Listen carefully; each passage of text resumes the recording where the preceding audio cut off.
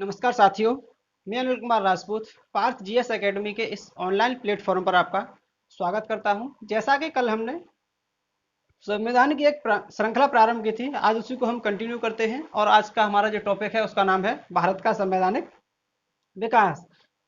कि भारत का जो संविधान है उसका विकास कैसे हुआ और कितने समय में हुआ। तो जो भारत का संविधान है उसका विकास 350 वर्षों का माना जाता है। कितने वर्षों का? 350 वर्षों का माना जाता है विकास है संविधान का। लेकिन जो संविधान को बनने में समय लगा है वो मात्र 2 वर्ष 11 माह और 18 दिन ही लगा है। इस 350 वर्ष के समय को अथवा 350 वर्ष के समय को हम 4 भागों में डिवाइड कर सकते हैं। कितने भागों में? 4 भागों में डिवाइड कर सकते हैं। तो सबसे पहला जो भाग है वो है हमारा ईस्ट इंडिया कंपनी का काल। और ईस्ट इंडिया कंपनी का जो काल है वो चलता है 1600 ईस्वी से लेकर के 1857 ईस्वी तक। 1600 ईस्वी में ईस्ट इंडिया कंपनी की स्थापना हुई और 1857 में भारत में मेरठ की क्रांति हुई। और मेरठ की क्रांति के बाद ही जो ब्रिटेन की महारानी है विक्टोरिया, उन्होंने ईस्ट इंडिया कंपनी को क्या कर दिया? समाप्त कर दिया और अब भारत की सत्ता अपने हाथों में ले ली। तो उसके बाद चलता है ब्रिटिश महारानी का काल। और ब्रिटिश महारानी का जो काल है वो चलेगा 1858 से लेकर के 1947 तक। 1947 तक अथवा 1858 से लेकर के 1947 तक, इस समय के बीच में भारत में बहुत सारे क्रांतिकारी आंदोलन हुए और फाइनली हमारे लिए 1947 15 अगस्त 1947 को आज़ादी मिल गई। उसके बाद हम हो गए स्वतंत्र। तो उसके बाद चलता है स्वतंत्र भारत का काल। और स्वतंत्र भारत का काल जो है वो चलेगा 1947 से लेकर के 1950 तक। 1950 26 जनवरी 1950 को हम क्या हो गए? आज़ाद हो गए, गणतंत्र हो गए और हमारा संविधान लागू हो गया। तो ये चलता है हमारा गणतंत्र भारत का काल 1950 से लेकर के अब तक। लेकिन जो भारत का संवैधानिक विकास है वो कितने वर्षों का है? 350 वर्षों का है। 1600 ईस्वी से लेकर के 1950 ईस्वी तक का है। इस बीच में जितने भी अधिनियम आए हैं वो सब हम इसी टॉपिक में कंप्लीट करेंगे। तो आज हम पढ़ते हैं ईस्ट इंडिया कंपनी का काल। ईस्ट इंडिया कंपनी के काल में सबसे पहले जो अधिनियम आएगा वो अधिनियम आएगा 1600 ईस्वी का अधिनियम। सबसे पहला 1600 ईस्वी का अधिनियम। इस अधिनियम के द्वारा क्या हुआ? इस अधिनियम के तहत ब्रिटेन की महारानी एलिजाबेथ प्रथम ने एक कंपनी की स्थापना की 31 दिसंबर 1600 ईस्वी को। एक कंपनी की स्थापना की, the governor and company of merchant of England of trading into the east Indies, जिसके लिए हम कहते हैं ब्रिटिश ईस्ट इंडिया कंपनी। तो ईस्ट इंडिया कंपनी का जो पूरा नाम है, तो ईस्ट इंडिया कंपनी की क्या हुई? स्थापना हुई कब? 31 दिसंबर 1600 ईस्वी को। इसकी स्थापना कहाँ पर हुई है? तो लंदन में हुई है। ठीक है भाइयों। उसके बाद इसकी स्थापना किसने की है? तो ब्रिटेन की महारानी एलिजाबेथ प्रथम ने मिलकर के और कुछ अंग्रेज व्यापारियों ने मिलकर के इसकी स्थापना की। जब इसकी स्थापना की तो एलिजाबेथ प्रथम ने इन व्यापारियों को 15 वर्षों के लिए अधिकार पत्र दिया था कि भाई तुम पूर्वी देशों के साथ जाओ और 15 वर्षों तक व्यापार करो। ये जो अधिकार पत्र है 15 वर्षों का, ये किसके नाम का था? तो अकबर के नाम का था। इस समय जो भारत में शासक है, भारत में जो शासक है वो कौन है? अकबर है। और अकबर का जो टाइम पीरियड चलता है वो 1556 से लेकर के 1605 ईस्वी तक चलता है। मतलब जब इसकी स्थापना हुई है तो एलिजाबेथ ने 15 वर्षों का अधिकार पत्र दिया था, जो किसके नाम का था? अकबर के नाम का था। इसके बाद हम व्यक्ति, कंपनी में जो कुल व्यक्ति हैं वो कितने हैं? कुल मिलाकर के 217 व्यक्ति हैं। इस कंपनी का जो ये जो कंपनी है भारत में कब आई? तो ये जो भारत में कंपनी आई है 1608 ईस्वी में आई थी। ये कंपनी है 1608 ईस्वी में भारत में आई। ठीक है ना। अगर पेपर में पूछे कि ईस्ट इंडिया कंपनी की स्थापना कब हुई है तो 1600 ईस्वी में। लेकिन भारत में ईस्ट इंडिया कंपनी की स्थापना कब हुई है? तो 1608 ईस्वी में हुई है। अच्छा, ये भारत आई तो किसके नेतृत्व में आई? तो इसका जो नेतृत्व करता था वो था कैप्टन हॉकिंस। कौन था भैया? कैप्टन हॉकिंस था। ठीक है भाइयों। जब ये भारत में आई तो इस समय जो शासक है भारत में वो कौन है? जहांगीर है। कौन है भैया? जहांगीर है। अरे, जब कंपनी की स्थापना हुई है 1600 में और 1608 ईस्वी में कंपनी भारत आई, तब तक अकबर चल बसे। तो शासक कौन बना अगला? जहांगीर बना। जहांगीर 1605 में बना और 1627 तक रहा। तो जहांगीर की अनुमति से इन्होंने अपनी जो पहली फैक्ट्री है वो कहाँ पर खोली, इन्होंने पहली जो फैक्ट्री खोली है वो मसूलीपट्टनम आंध्र प्रदेश में खोली है। कहाँ पर? मसूलीपट्टनम आंध्र प्रदेश में खोली है। कब खोली थी? 1611 ईस्वी में खोली थी। हालांकि इससे पहले इन्होंने अपनी फैक्ट्री सूरत में खोली थी जो अवैध थी। इस कंपनी को जहांगीर ने क्या करा दिया था? बंद करा दिया था। अच्छा, हम बात करेंगे कंपनी का शासन कौन देखता था। कंपनी का पूरा शासन कौन देखता था, कार्यभार कौन देखता था? तो उसमें एक गवर्नर होता था और एक उप गवर्नर होता था और 24 सदस्य होते थे। कौन होते थे? 24 सदस्य होते थे। ये पूरा कंपनी का कार्यभार देखते थे। इसको हम क्या कहते थे? इस पूरे सदस्य, इन 26 सदस्यों को हम गवर्नर और उसकी परिषद कहते थे। अच्छा, कंपनी का पहला गवर्नर कौन है? तो कंपनी का जो पहला गवर्नर है उसका नाम है कैप्टन हॉकिंस। पहला कंपनी का पहला गवर्नर कौन है? तो पहला गवर्नर है कैप्टन हॉकिंस। ठीक है भाइयों। इसके बाद जो अधिनियम आता है वो आता है 1726 का अधिनियम। किसका अधिनियम आता है? 1726 का अधिनियम। 1726 ईस्वी का अधिनियम आता है। इसमें क्या हुआ था? इसमें एक शासक था। ये जो अधिनियम है किसके द्वारा दिया गया था?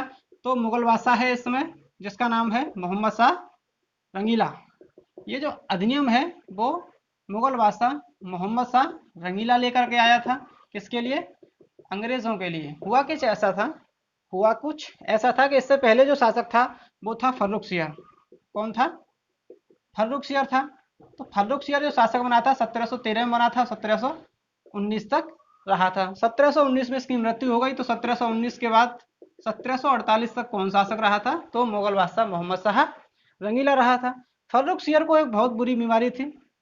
कुछ इतिहासकार कहते हैं कि इसको फोड़ा था, कुछ इतिहासकार इसको बताते हैं कि इसको एक गुप्त रोग था। ठीक है ना? तो कुछ भी सही। इसके दरबार में एक चिकित्सक आया था, अंग्रेज चिकित्सक। उस चिकित्सक का नाम था हैमिल्टन।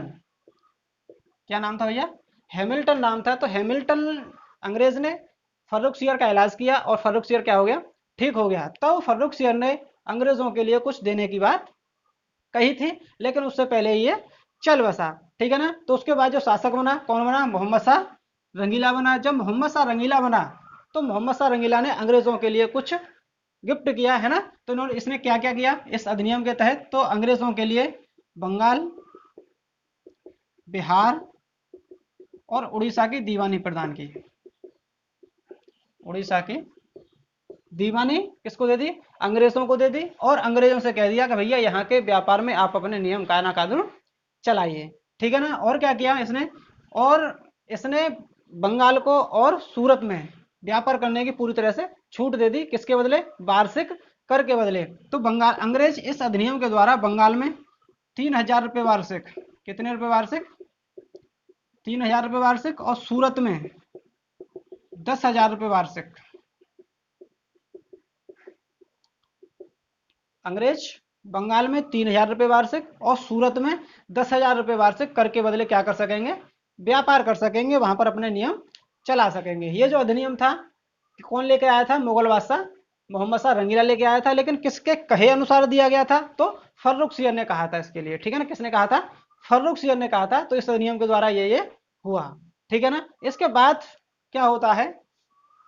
इसके बाद देखते हैं, थोड़ा सा हिस्ट्री की तरफ चलते हैं। इसके बाद नहीं, इसके पहले क्या हुआ था? तो 1651 की बात है। 1651 ईस्वी की बात है। 1651 ईस्वी में अंग्रेजों ने बंगाल में फैक्ट्री खोली। बंगाल में क्या खोली? फैक्ट्री खोली। अंग्रेज हो चाहे पुर्तगाली हो चाहे डेनिश हो चाहे कोई भी हो, अपनी फैक्ट्री खोलते थे। लेकिन फैक्ट्री की जो बाउंड्री होती है, जो चार दीवारी होती है, उसको करने की अनुमति नहीं होती थी। तो अंग्रेजों ने क्या किया? 1756 ईस्वी में 1756 ईस्वी में इस बंगाल वाली फैक्ट्री की क्या करना शुरू कर दी? चार दीवारी शुरू कर दी। चार दीवारी मतलब इसकी बाउंड्री करना शुरू कर दी। जब इसकी बाउंड्री करना शुरू कर दी तो इस समय जो बंगाल का नवाब है, इस समय बंगाल का जो नवाब है उसका नाम है सिराजुद्दौला। क्या नाम है? सिराजुद्दौला। ये सिराजुद्दौला क्या हो गया? नाराज हो गया। जब ये नाराज हो गया तो इसने क्या किया? इसने 20 जून 1756 को 20 जून 1756 को 146 अंग्रेजों को, जिसमें अंग्रेज में महिला, पुरुष और बच्चे शामिल थे, 146 को एक कमरे में बंद कर दिया। बहुत ही छोटा 8x8 का एक कमरा था, उसमें 146 अंग्रेज महिला, पुरुष और बच्चों के लिए डाल दिया। 21 जून को जब कमरा खोला गया, 21 जून को जब कमरा सुबह खोला गया, तो उसमें सिर्फ 23 लोग जिंदा बचे, 23 जिंदा बचे, ठीक है ना। और बाद बाकी सभी लोग उसमें घुट घुट कर मर गए, ठीक है ना। इसमें जो एक पत्रकार शामिल था, इन 146 में क्या था, एक पत्रकार शामिल था जिसका नाम था हॉलवेल। ये कई बार परीक्षाओं में पूछा गया है। जो हॉलवेल है वो जिंदा बचा था, ठीक है ना, इन 23 में, और इस घटना का जसमदी गवाह भी था, ठीक है ना। इस पूरी घटना को जो जाना जाता है वो किसके नाम से जाना जाता है, ब्लैक होल की घटना के नाम से जाना जाता है। किस घटना से, ब्लैक होल की घटना के नाम से इस घटना को इतिहास में जाना जाता है। कब हुई थी, तो 20 जून 1756 को हुई थी, ठीक है भाइयों। उसके बाद क्या हुआ, जब ये घटना अंग्रेजों को पता चली तो अंग्रेज क्या हो गए, नाराज हो गए, और अंग्रेजों ने सिराजुद्दौला से बदला लेने के लिए षड्यंत्र रचना शुरू कर दिया, ठीक है ना। तो इसने, अंग्रेजों ने क्या किया, इस सिराजुद्दौला का सेनापति था जिसका नाम था मीर जाफर। सेनापति कौन है इसका, मीर जाफर है। सिराजुद्दौला की मौसी है घसीटी बेगम, घसीटी बेगम, ठीक है ना। इसका एक बेटा है, अथवा इसका मौसेरा भाई है, शौकतगंज वगैरह है ना। तो इन सबको अंग्रेजों ने अपनी ओर मिला लिया, सेनापति को भी मिला लिया, उसकी मौसी वगैरह सबको अपनी ओर मिला लिया। और उसके बाद होगा प्लासी का युद्ध। उसके बाद क्या हुआ भैया, प्लासी का युद्ध हुआ। तो प्लासी का जो युद्ध हुआ है वो हुआ है 23 जून 1757 को, प्लासी का युद्ध, प्लासी का युद्ध 23 जून 1757 को। अच्छा, प्लासी कहाँ पड़ता है, तो प्लासी पड़ता है तुम्हारे बंगाल में, ठीक है ना। और बंगाल में किस जिले में पड़ता है, तो बंगाल के नादिया जिले में पड़ता है प्लासी, ठीक है ना। कब हुआ है, 23 जून 1757 को हुआ है। किस किस के मध्य हुआ है, तो बंगाल का नवाब था सिराजुद्दौला, और अंग्रेज सेनापति था, अंग्रेज सेनापति, नाम क्या था इसका, रॉबर्ट क्लाइव, रॉबर्ट क्लाइव था, है ना। और ये विजयी रहा था इसमें। इस रॉबर्ट क्लाइव ने किसको मिला लिया अपनी ओर, इस सिराजुद्दौला के सेनापति मीर जाफर को मिला दिया। अतः प्लासी के युद्ध में जो अंग्रेजों का साथ दिया है वो किसने दिया है, सिराजुद्दौला के सेनापति मीर जाफर ने दिया है, ठीक है ना। तो इसमें विजय किसने प्राप्त की, रॉबर्ट क्लाइव ने की। और मात्र 2 घंटा ये युद्ध चला था। कितनी घंटा चला था, 2 घंटा ये युद्ध चला था, ठीक है ना। सिराजुद्दौला हार गया। जब सिराजुद्दौला इस युद्ध को हार गया तो अंग्रेजों ने जो अगला शासक है वो किसको बना दिया, मीर जाफर को बना दिया। किसको बना दिया, अगला शासक मीर जाफर। यह क्या बना, बंगाल का अगला नवाब बना, ठीक है ना। जब बंगाल का नवाब मीर जाफर बन गया तो मीर जाफर ने अंग्रेजों को, इसने अंग्रेजों को तो क्या दिया, अंग्रेजों को 24 परगनों की जमींदारी दी, 24 परगनों की जमींदारी दी। जमींदारी प्रथा चलती थी पहले, तो मीर जाफर ने अंग्रेजों को 24 परगनों की क्या दे दी, जमींदारी दे दी, अथवा जागीर दे दी, ठीक है ना। लेकिन क्या था, अंग्रेजों को तो भाई पैसा चाहिए था, ठीक है ना। तो जो रॉबर्ट क्लाइव है इसकी धन लालसा बहुत बढ़ गई। जब इसकी धन लालसा बढ़ गई, इधर मीर जाफर ने क्या किया, इसको टैक्स देना बंद कर दिया। किसको, अंग्रेजों को टैक्स देना क्या कर दिया, बंद कर दिया। जब इसने अंग्रेजों को टैक्स देना बंद कर दिया तो इसका दामाद था, इसका कौन था, दामाद, मीर जाफर का दामाद है जिसका नाम है मीर कासिम।